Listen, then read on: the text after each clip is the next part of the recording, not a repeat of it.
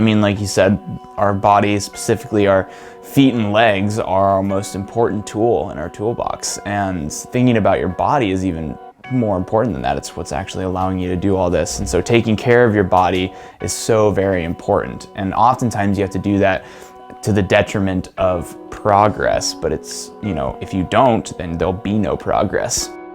Following is an interview with Chris Carter, American-born and Kenyan-raised son of missionaries, artist, filmmaker, Masters of Intercultural Studies student, and Triple Crown thru-hiker, the ultimate nomad. He's talking about the most important tools of his or any human being's trade. I'm Tom Pollard. This is Tools for Nomads. Here's Chris Carter of Chattanooga, Tennessee, from my home in New Hampshire.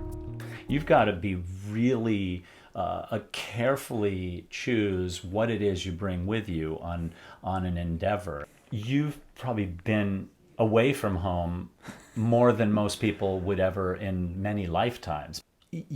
Before you get up and go, you have to really think about what it is you put on your back or in the saddlebags, and that's really fascinating me. You don't have to go too much in depth, but you know, through the process of trial and error, do you just can you just get up and go, or does it take you weeks like some people suffer over packing? No, that's a great question. Yeah. And I remember actually the first kind of big backpacking trip I went on was in 7th grade, where I just went out with myself and 2 friends for like 4 or 5 days through the bush. And I had always been on long trips, but with and your other parents let you. They were like, yeah, man. Like there's lions out there. Yeah, I know. My parents are thugs, so they're awesome. Like they have so much. They have a faith in God primarily that I'm going to be safe. And from the beginning, they realized that, like, dude, if we're going to live in Africa, we cannot bubble wrap our kids. Like, there's just no way, because all the thorns in Africa are going to pop the bubble wrap. There's like no way that they can just be totally insulated and protected, and like, we have to just kind of give them into the hands of God and be like, hey, we don't want to limit their experience here in Africa. So, but we're gonna teach them how to be safe and how to make wise choices. But then we're gonna let them go out and have these experiences. And so, yeah, when I started kind of getting this desire to push further and further out from the home,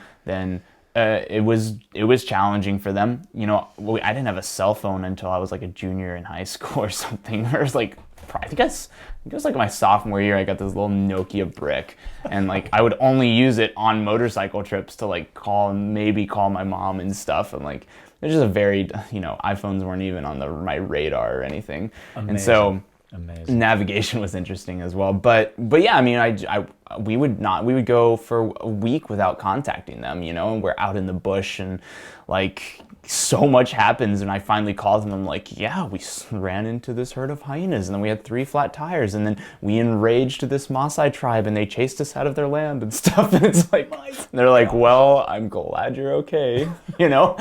And so that's faith. That's, dude, 100%. So they're awesome, and I'm so grateful for them for allowing me to go out and do these things. But oh my gosh, I remember the first kind of backpacking trip that I just went on as kind of like I kind of like planned it and led it and coordinated. All the other ones I'd been out with older kids or my parents or older people, and they had always planned it and stuff. And this one, my dad was like, hey man, I think you should like plan this trip, and it'd be a really good experience for you, and it's going to be really hard, but then after this, subsequent trips are just going to get easier and easier and easier, and you're going to dial in your setup, you're going to dial in what you need. And so I remember it being terrifying, and I just was struck with the reality of all the logistics that you have to plan for a trip, particularly a trip through the bush where there's not like a set trail or anything. So you're figuring out GPS coordinates and how long it's going to take you, where you can maybe find water and all this stuff. And, you know, is it dangerous? Are there people's lands that we're going to go through that they're going to be angry? And I was just like, wow, you know, this is what I want. This is the way I wanted to live my life. From a young age, I always knew I wanted to be an explorer and an adventurer, but it took me a long time to really dial in what that means. And so I remember going out, you know, I packed my backpack, the fattest backpack you can ever imagine, because I had never dialed in my gear setup. And so we were packing full cans of beans and like, you know, chunks of meat that people had given us, and it was absurd. But that was this huge catalyst for me of like, giving me a lot of confidence that like, all right, I can do this. I can plan, I can lead trips. and just like a understanding that I can make this a lot more efficient. So the next trip I went on, you know, we packed lighter food. We didn't bring this, and we were dialed in the setup, and we knew where we wanted to go a little bit more. And we went further and further and further till we were doing week trips and then month trips and stuff. And from there, you just, every trip you go on, you dial your setup in a little more, you drop your pack weight. If it's a motorcycle trip, you learn how to fix a carburetor, and then you learn how to, you know, patch a tire in a better way. And like, motorcycle trips are way more complicated than you know, backpacking trips, because there's this whole maintenance side of it, and in Africa just beats up motorcycles, dude, just tortures them. And so I would not consider myself a phenomenal motorcycle mechanic. When the guys that I would always go to, we kind of had our roles on the trips, and one guy was kind of the master mechanic, one guy fixed tires really fast, one guy would cook, you know, all these things. And so we had different roles, and oftentimes I relied on my friends that knew a lot more about motorcycle maintenance than I did. And so I've got a long ways to go. I know the basics, and I'm getting a lot better at it, but it shocks me how complicated it is sometimes. But that's the beautiful side of it. You know, in my perspective, the harder something is, the more technical, the more time you have to put into it, the longer the planning stage is, the more beautiful it is. I love planning for trips. It's one of my favorite things ever. When you get everyone that's going to be going on the trip over, you lay out all your food, you lay out all your tools, you bring the maps out, and you just like, all right, we're gonna do this and this and this, and you leave the plans flexible, obviously, but you have this goal and this, and that's beautiful to me. But yeah, you know, you gotta get it dialed in, and it takes a lot of time, but it's beautiful once you start seeing that progress of like, all right, I'm lighter than I was, I'm more efficient than I was, you know. Yeah, I would say you're probably the first person I've talked to in all the interviews I've done over the years, in video, podcast world, film world, TV, you name it, that I could really say there's a like kind of a nomadic lifestyle going here. You've truly lived it, and you've learned from real nomads like the Maasai or the Dorobe, the other tribes. The Kikuyu or the one. Yeah. A lot of people who might be listening to this interview with you or watching this interview might wonder if you have any advice to impart on packing, if you will.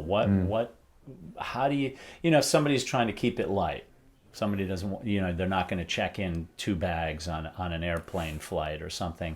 Just any advice, and for the person that's listening to one of the most traveled people I know, at least at your age. Yeah, it is tricky. It's a balance, and I think what it boils down to is comfort level and your threshold for discomfort. So, for me personally, I've gotten to the point where I can live a very comfortable life with myself with maybe 20 items, in my backpack. And so for some people, they need 40 or 100 items to be very comfortable. But for me, I don't need that much. It depends on what type of journey you're doing. If you're traveling on like a tour, or you're like backpacking Europe or something where you're going and visiting different places and you're staying in very urban centers a lot, then you're obviously gonna have to pack a change of clothes or 2, and have different things that make you more comfortable in that setting. For me, my travels recently have mostly been these backpacking trips, these thru-hiking trips where I'm gone for 6-7 months at a time, but I literally have I don't have a change of clothes. I have 1 pair of clothes. Like I have a shirt. What are you wearing right now, in fact? Yeah, well, right now I'm wearing your clothes. As your clothes are washing. Well, right. but it's an interesting point, right? Like not everyone would be confident coming into someone's house and being like, hey, could I borrow a shirt while I wash my shirt because I have no other shirt, And so incredible. My pack is very small and tiny, but when I started out, I would have 3 shirts, 2 pairs of underwear, 2 changes of shorts, because I wanted to change. I wanted to, not have my shirt be dirty all the time. I think what it really boils down to is needs versus wants, and if you don't need it, then highly consider why you're carrying it, because it's not physical items per se, or more things and more stuff that bring us happiness, particularly if you're looking to travel, right? Like you're not leaving your home and going to, Norway because you want to have a better experience with your iPad or with this shirt or something. Like you're going for the experience with others and with nature and with these mountains. And so really, like, honestly, more and more items just kind of clutters that experience. And so what do you need on those journeys? You really don't need much at all. You need just the bare necessities. So figure out what your comfort level is and then stick with that and really just cut off all the fat and just have that perfect little setup. And then don't feel like you need to add more, And so for, it looks different for each person. For me, it's very, very minimal. For somebody else, it's a little bit more, but as long as you can keep paring it down, I think a minimalist lifestyle is very beautiful and allows you to pull a lot of, a lot of joy out of wherever you're going. And for me as a backpacker, having a very lightweight pack allows me to enjoy the miles a little more because my back isn't hurting as much. And if I'm on a motorcycle ride, then I'm not using as much fuel if I can really pare down my pack weight and have a very lightweight setup because it doesn't have to haul as much weight. And it's easier to really rip it around. And if I'm going through a bouldery section, I can chuck the motorcycle around a little more. And so it just, in my opinion, the more minimalist you are, then the more enjoyable you're going to have in an adventurous lifestyle. And but it takes a lot of time to really figure out what that means for yourself. Yeah, you could be a consultant. Yeah. That's it. That's what you're going to be.